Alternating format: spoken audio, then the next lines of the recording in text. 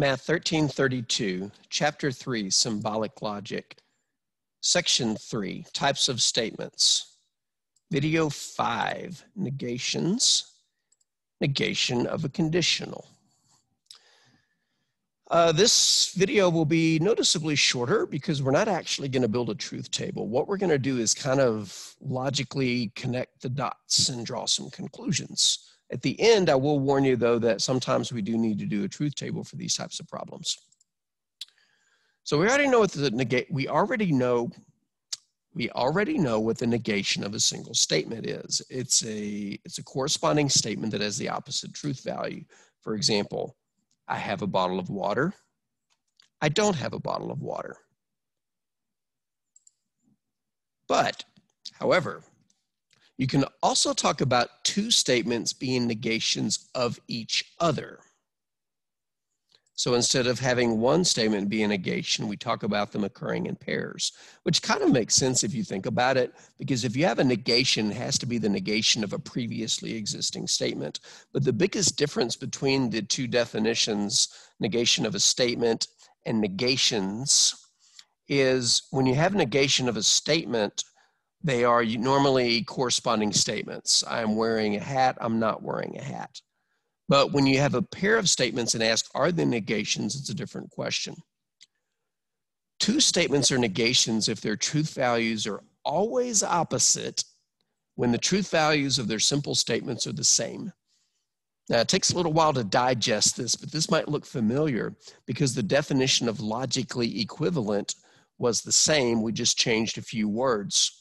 The words we would change are, two statements are logically equivalent if their truth values are always the same when the truth values of the simple statements are the same.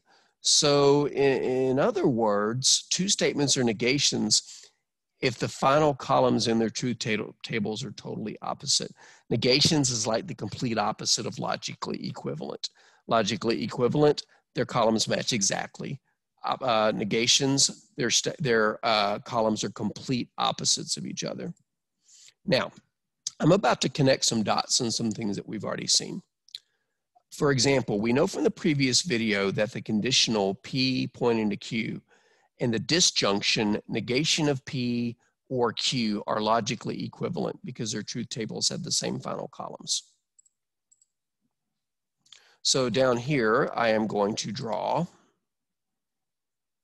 P pointing to Q, logically equivalent to negation P, disjunction Q. But what else do we know? Well, since negation, the tilde, changes the value of a truth statement, we know that the negation, stop that. We know that the negation of that disjunction has to have the opposite value, truth values of the disjunction. So in other words, I'm going to draw, I'm not going to draw, I'm going to write as opposite truth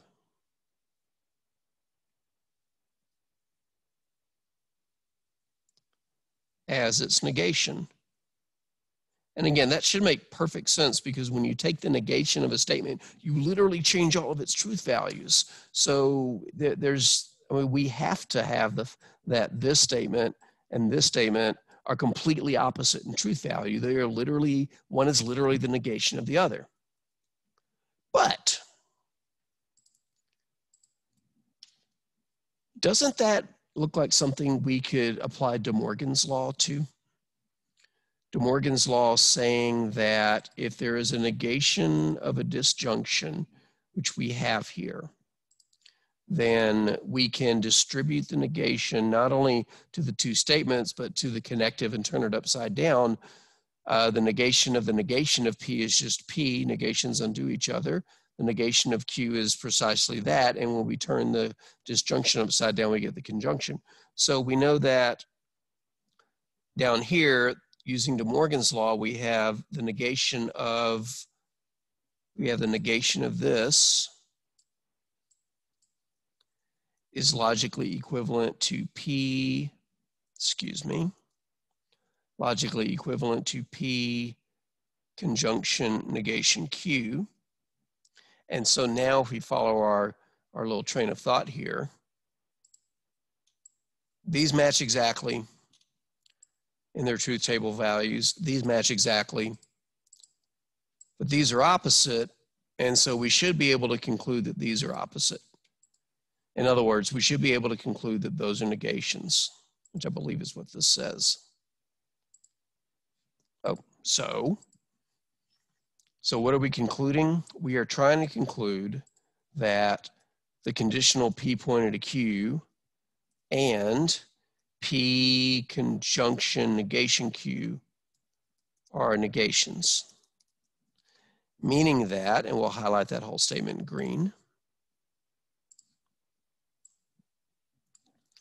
that conditional and that conjunction always have opposite truth values. 1 second, folks, can't get in there, not worry about it. So from this, we can deduce that the negation of the conditional, if P then Q, is P or not Q. And when you see this example, it should make perfect sense, especially if you understand the broken promise analogy for the conditional. Let's write the negation of, if I win the lottery, then I will marry you. Let's start by identifying all the pieces. I win the lottery is P. If then is the arrow, I will marry you is Q. So,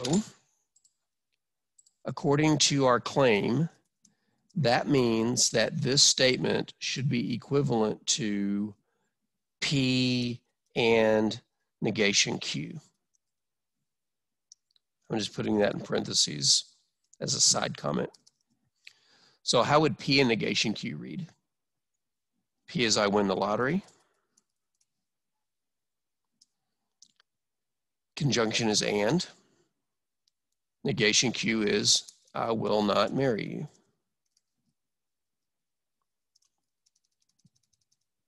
And does that make sense to be the negation of the conditional? Well, let's go back and look at the conditional for a second. Either this is true or if it's false. If it's true, then if I win the lottery, then I'll marry you. But if it's false and I lied, what breaks the promise? If I promise, if I win the lottery, then I will marry you, and I end up breaking my promise, what had to happen? I had to win the lottery and I had to not marry you. So it kind of makes sense that this is the negation, because this is either true or false. If it's true, great. But if it's false, what had to happen? This. In general, though, and I'm going to try to highlight this in one more color, you need to know that the negation of that conditional is that disjunction. Now, one last comment. In general, though, if you're given two statements and asked, are these negations, you can't just do this little hand-wavy argument that I did here. I just did this here to tie together a lot of the things that we talked about before, about the fact that the conditional is equivalent. I'm going to circle things here. About the fact that the conditional is equivalent to that disjunction, about the fact that a negation in general will give you opposite truth values, about the fact that De Morgan's law says these are equivalent, and as a conclusion, we should be able to draw that these are completely opposite, in other words, negations. That's what the statement in pink says. But in general, to determine if two statements are negations, you do have to construct the truth table for each one. Then look to see if the final columns in the two tables are complete opposite. So to wrap up this video, when you have a pair of statements, I think this is worth typing. When you have a pair of statements, one of three things will happen. If the last columns in their truth tables match, they are logically equivalent. 2, if the last columns in their truth tables are completely opposite, and it's important that they are completely opposite, row for row, all the way down, they are negations. And you can say negations of each other, but that's kind of redundant. You can just say that they're negations. Otherwise, the pair is neither. So in your homework, when you see a question that says, is it this or that or neither? Are they logically equivalent? Are they complete opposites or neither? Two truth tables, compare the last columns, and you're good.